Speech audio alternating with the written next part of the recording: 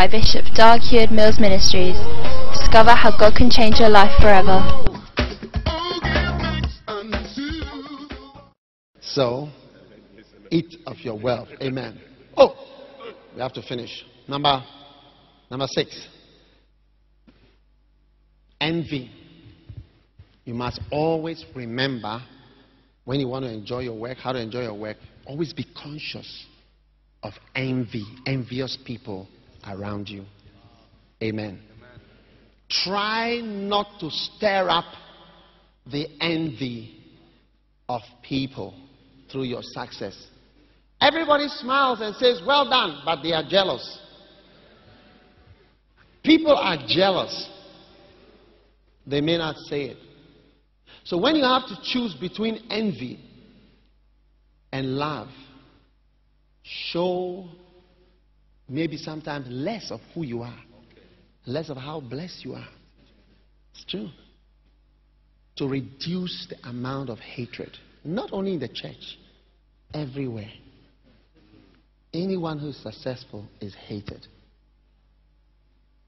You are hated for your success. There was no problem in the world till God blessed Abel. Yeah. And the green spirit of envy rose up in Cain, and he said he would kill his brother because God had favored him. So whatever you can do to tone down. Some of us boast too much of what we have. You need to learn to show less of what you have. It's not everybody that must see all that you have. I remember a story of a painter in the Renaissance period called Turner. He was famous for his colorful paintings, beautiful landscape, colorful paintings. And one day he painted a special painting called Cologne. So there was going to be an exhibition, and his painting was put up in the exhibition hall. Now everybody knew how beautiful his painting was. Now there was another painter called Sir Thomas Lawrence, and he also had his paintings in the exhibition. Now before the exhibition opened, he came into the gallery to see how things had been arranged. And to his dismay, he found out that his painting had been put next to Turner's painting. And Turner's painting was so bright and beautiful, and his painting looked so ugly because it's by the... You see, black looks black out by white, and white... Do you understand? Yeah. If you want the color of something to come out, you put an opposite color by it, and then the color comes out nicely. You get it? So, when Thomas Lawrence saw his painting, you know, if actually his painting was on the left and on the right of Turner's painting, he was not happy at all. He said, I don't want my painting to be. This guy is making my thing look very, you know. Now, Turner heard about it, that Thomas Lawrence had complained about the position of his painting. So you know what he did? He was a wise man. He came to the art gallery and took his painting away. And then he did something to it and brought the painting back.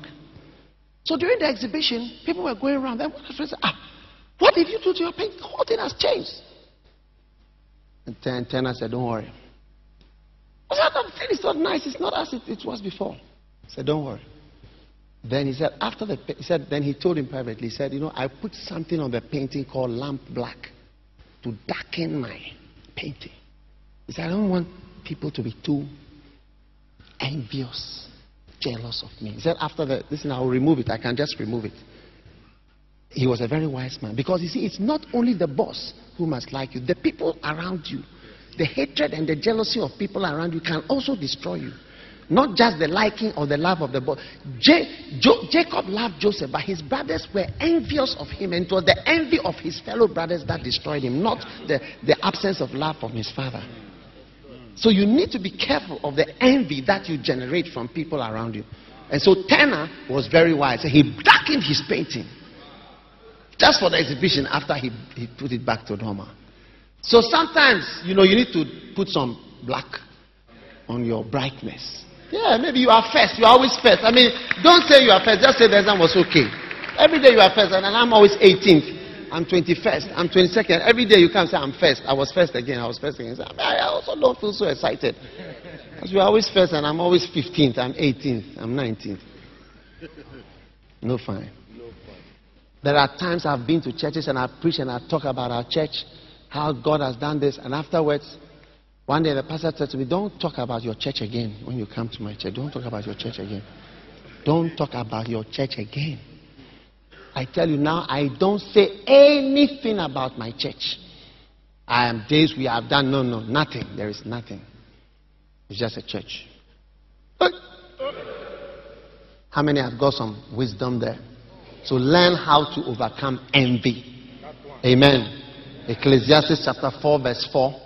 It says, again, I considered all travail and every right work, that for this right work, a man is what? Envied of his brother. This is all you're going to get for your good works. Envy. I considered what? Every right work that I've done.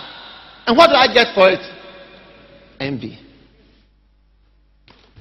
This is the reward for working hard. Envy. So learn to dampen and darken, tone it down, your great achievements and your great successes. Wow. Number 7, be content as you work for God. Ecclesiastes chapter 4 verse 6. Verse 6, it says, better is a handful with quietness than both with the hands full and travail and vexation of spirit. Amen. You must be happy with, you must be content. Amen. I tell you, I travel all over the world, and I know people in Ghana are happier than people in England. They may not think so, but we are happier here.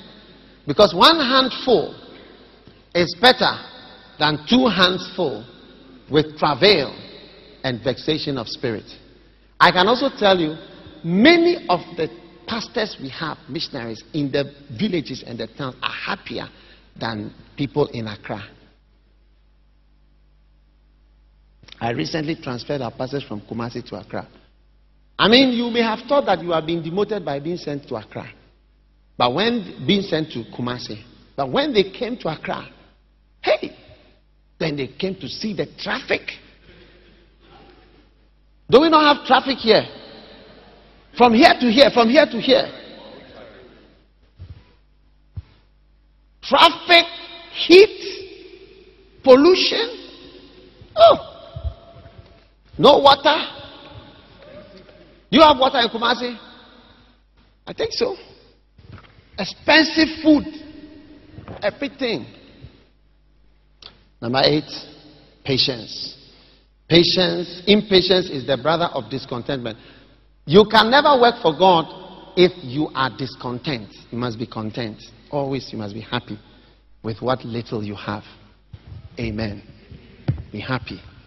Always analyze what you have and look around you and see that you are far better than most people.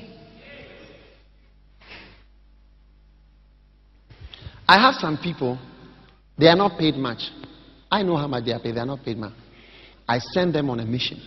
They went around to different places in the country and in Africa. When they came back, they said, we are millionaires. They told me we are millionaires. Somebody who earns, a small amount of money. We are billionaires. You are better off than most people if you care to think properly. But because people don't think, that's why a lot of people cannot work in full-time ministry.